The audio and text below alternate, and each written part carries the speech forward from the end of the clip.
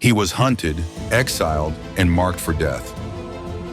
Within 20 years, he would build an empire and humble Alexander's successors.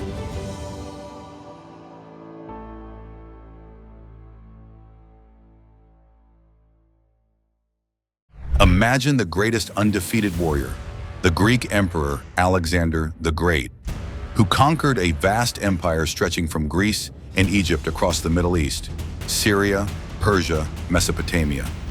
Then they marched towards the Indus River, crushing the small, independent kingdoms and tribal republics.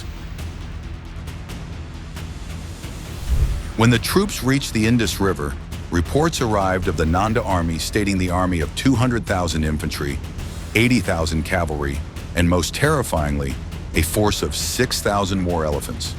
When Alexander's army heard the stats of the mighty Nanda Empire, the camp was filled with confusion and fear. Alexander's troops were also exhausted and homesick. According to Greek historians, in this chaotic camp, a young man named Chandragupta Maurya entered, who was an exiled and hiding youth from the Nanda Empire, seeking vengeance to overthrow the oppressive Nanda king. Chandragupta met Alexander's troops in person, not just watching, but calculating. He saw the massive infantry or cavalry, their supply lines, war plans, and their discipline. He saw the cracks in the invincible Macedonian machine and explained this to Chanakya.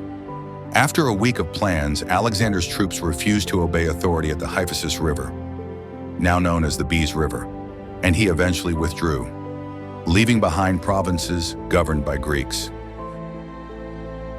If you enjoyed this story, please like the video and subscribe to the channel. Before deep diving into the story, let's see how Chandragupta and Chanakya meet. Maurya was born around 340 BCE near Pataliputra, modern-day Patna, Bihar. Historians say he was orphaned and raised by a cowherd and later sold to a hunter. According to the Roman historian Justin, Chandragupta was of humble origin but aspired to royalty. He offended Nanda with insolent behavior. As a result of this insult, the Nanda king ordered him to be put to death. Chandragupta saved himself by a speedy flight into exile. On the other side, Chanakya, also known as Kautilya. Chanakya was a brilliant, vengeful professor from Taxila University. Chanakya had been publicly insulted and thrown out of the court of Nanda, the ruler of the Nanda Empire. In his fury, Chanakya had untied his hair, swearing not to tie it again until the Nanda dynasty was destroyed. Chanakya was already seeking a worthy instrument to fulfill a personal vow.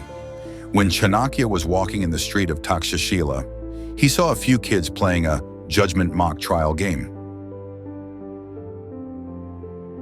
In this game, Chandragupta presided as king. When culprits were brought before him, he ordered his guards, friends, to chop off their hands and legs, showing decisive, ruthless judgment, impressing Chanakya with his inherent leadership. Chanakya then approached Chandragupta's father, offering wealth in exchange for taking the boy as his student. He then took Chandragupta to Taxila, for rigorous training in statecraft, warfare, and politics, grooming him to challenge the Nandas and build the Mauryan Empire.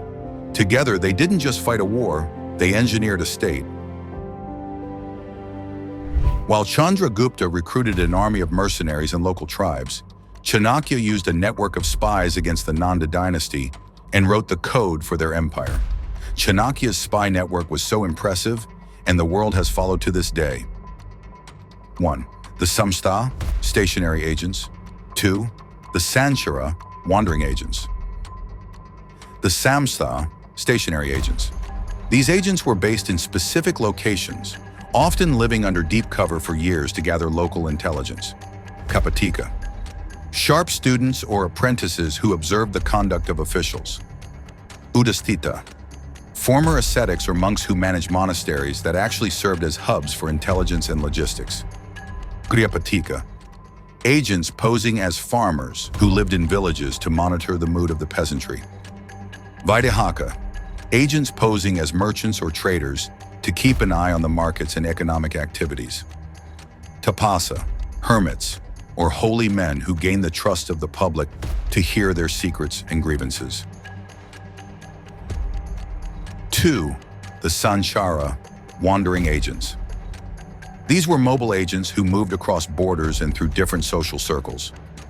Satri, orphaned children or highly trained spies who were skilled in various arts and used as recruitment officers for other spies. Tikshna, fearless, sharp agents used for high-risk tasks, including the elimination of enemies or rebels. Rasada, specialists in medicines and poisons, the givers of toxins. Bhikshuki, female spies often disguised as wandering nuns or beggars who could enter the private households of high-ranking officials where men were not allowed. Key principles of the system. Chanakya's system was built on a philosophy of trust but verify. To ensure the system remained incorruptible, he implemented several safeguards. Double-blind verification. Information was never accepted from a single source. A report was only considered true if 3 independent spies provided the same information. Internal surveillance. The Gauda Purushas didn't just spy on enemies. They spied on the king's own ministers, generals, and even other spies. Incentives and punishment.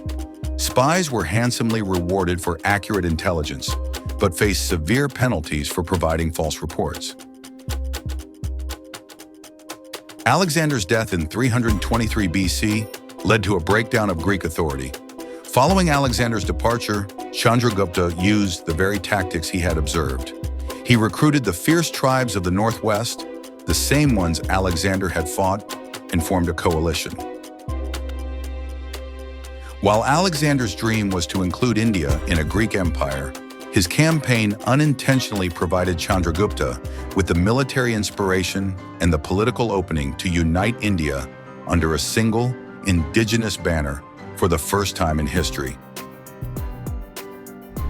Nanda, Mauryan War 323 to 321 BCE was not a single battle, but a calculated campaign of attrition and strategic maneuvering.